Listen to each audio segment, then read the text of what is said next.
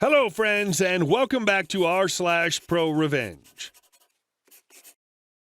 Let's start with a story in which Dean worries more about his budget than he does about providing a quality education, to the point of not listening to professionals who know what they're talking about. But before we begin, don't forget to subscribe to our channel if you're new here and turn on notifications so you don't miss a new video every single day. Here we go. Sure, I'll shut down all but one cooling system for the computer server to save you money. I'm taking a visual design program at a community college. It's in the middle of exam month, and we're working to finish a semester-long project that doubles as our final exam. Naturally, everyone's working overtime to get things finished. I was in the computer lab working near the back. The place I'm working on is also near one of the server banks. I'm wrapping up my work and getting ready to submit when suddenly the file transfer stops and it says I've lost connection to the server. No big deal. I figure that it's probably the fact that the servers are overloaded. Up until other people in the lab are asking if anyone lost connection to the server, that's when I noticed the distinct smell of something akin to melting plastic. A few minutes of investigating and the cause is found. Turns out that all the server banks are cooked. Completely. Everyone in the lab agrees to email the person who handles those servers, who just so happens to be our teacher. He shows up a half hour later with a wide grin on his face. Teacher is absolutely giddy. He announces after sitting against the table at the front of the room for 10 minutes, "Teacher, sorry everyone, but it looks like the servers are going to be down for the remainder of the semester. Be sure to send a thank you letter to the dean of the college." Teacher went on to explain that the dean ordered him to shut down the cooling system of the servers and switch to one centralized system, but he protested it and tried to explain that the system would fail, which would subsequently cause all the banks to overheat.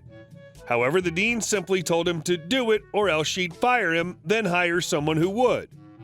Teacher is known to fight any decisions that may involve handling the Macs and everything related to them, primarily because he set the system up himself, and everyone that's been hired to help him handle it messes it up in some form or another, so he decided to do a trick.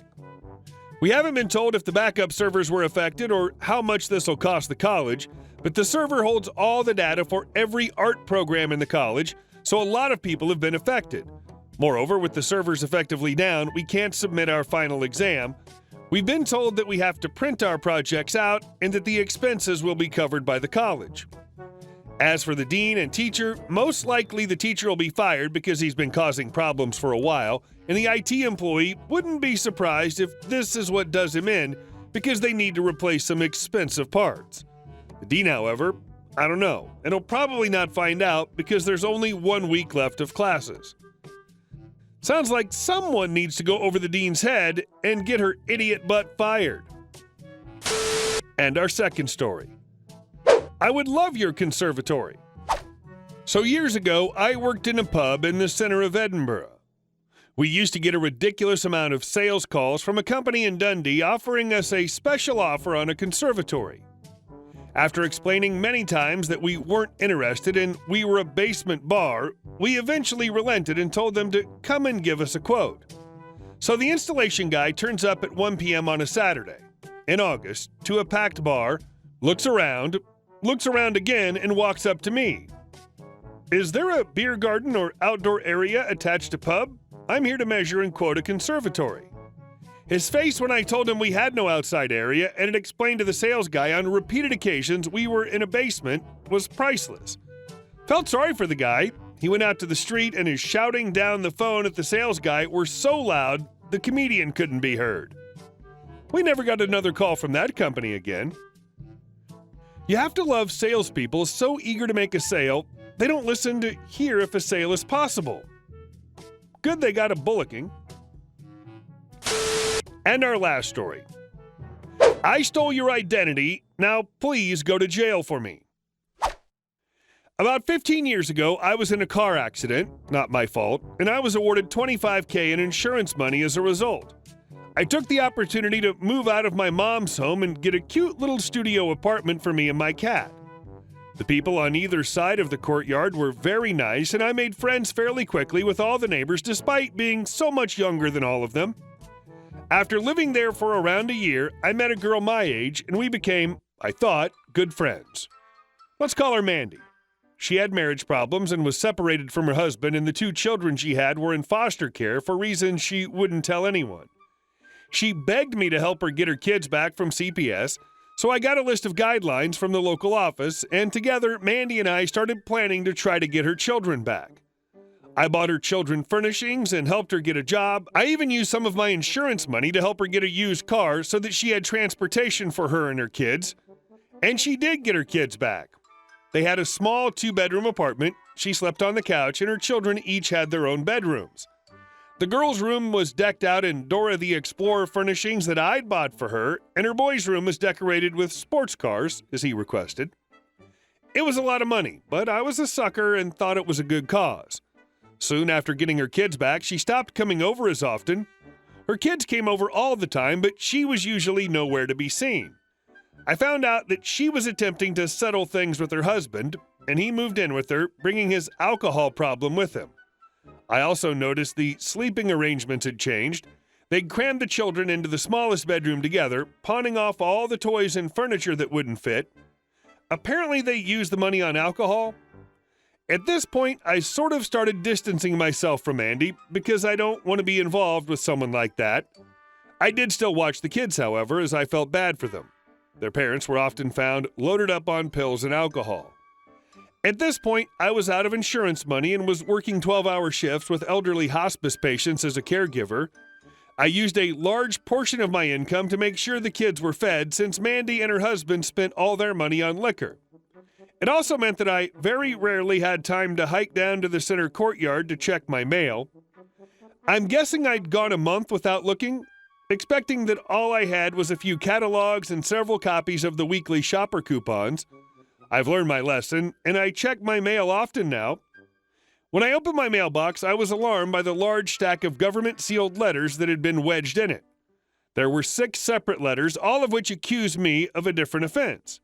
This culminated in me having 5 warrants out for my arrest and a court date. It turns out that Mandy had gotten an old used car from a local junk dealership. The car had, if I can remember the list, no tags, an expired license plate, and a missing taillight, so of course it was pulled over. Mandy, being on a probational period with CPS, meaning if she stepped out of line, they'd take her kids away again, panicked and decided that she would lie about her identity. So she said that she was me, and she was driving without a license and insurance because she'd forgotten her purse. B. The first thing I did was go to her and ask what this was, as I recognized the model of car as the one she was so proud to have gotten. After having pawned the car I helped her get a year prior. I didn't even know you could pawn a car, by the way. She smiled at me and simply said, "You don't have a criminal record, so they won't punish you like they would me. You don't want me to lose my kids again, do you?" I'm not sure what she expected, but I was beyond caring at that point. I was PO'd. The first thing I did was cancel my work for the next few days and set about making appointments with a lawyer and the police officer that took Mandy's word that she was me, simply because she knew my name and address. The next day, I was at the police department where I watched a video of the interaction between the cop and Mandy. Turns out he was a newbie and just didn't want to get in trouble for taking someone's word when he really shouldn't have. And luckily for me, Mandy's husband was there, and she was instructed to switch seats with him because I can't allow you to drive without a proper ID, ma'am. She then walked around the back of the car in full view of the camera. The officer admitted his mistake since I wasn't pregnant, my hair wasn't a gigantic curly mess, and I was a good foot taller than she was. I know I didn't mention her being pregnant, but I had to cut some things out. The next day on my way out to visit my lawyer, I was waylaid by Mandy and Mandy's mom. They were both furious with me for going to the police, and I was instructed to go back to the station and tell them that I made a mistake and I actually was the one at fault. When I said no, the crap hit the fan. Mandy left, but her mother remained. She stood in my way on the path and wouldn't let me get my car, all the while screaming about how she was going to tell everyone that I molested the children when they were in my care. I was young, and that did scare me a little because I didn't want to be placed on a list for something I would never ever do. Still, though, I recognized that she was screaming these threats in full view of many of the neighbors in my courtyard, many of whom had stepped outside to see what all the fuss was about. The police were called, and she was given a warning. I was asked if I wanted to get a restraining order, but for some reason I said no. Over the next few days, CPS approached me and I told them everything, all the while feeling like I should have come forward sooner.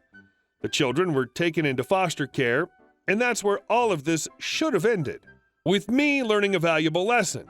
Nope. In the weeks that followed, Mandy gave my phone number to everyone under the sun. One of my car's windows was smashed in with a brick, and there was shoe polish writing the words "lying whore" on the back of my car. At one point, people started coming and banging on the door of my apartment in the middle of the night, and they shattered my front window and broke my bird feeder. I was saved from taking any legal action for all this when Mandy's husband and Mandy were thrown in jail for identity theft, all of the charges that had previously been mine, and child endangerment. There may have been more, but I can't remember. The apartment hired 24-hour security because of everything that had happened, and they also installed security cameras all around the courtyards. So glad the kids are away from those toxic a-holes. You just simply can't be good to some people. Hey guys, thank you all for watching the video. I'll see you in the next one.